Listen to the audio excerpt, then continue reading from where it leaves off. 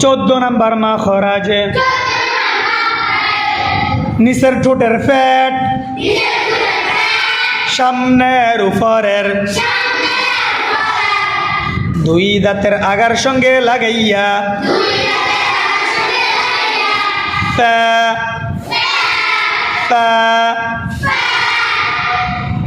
فيقول فيقول فويل للمصلين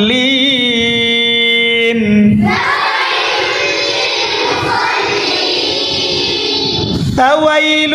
للمصلين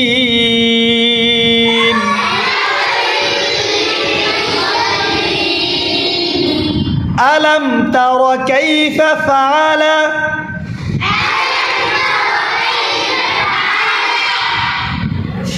উদাহরণটি দিদি পা উচ্চারণ করেন ঠিক মতো كيف فعل بأصحاب الفيل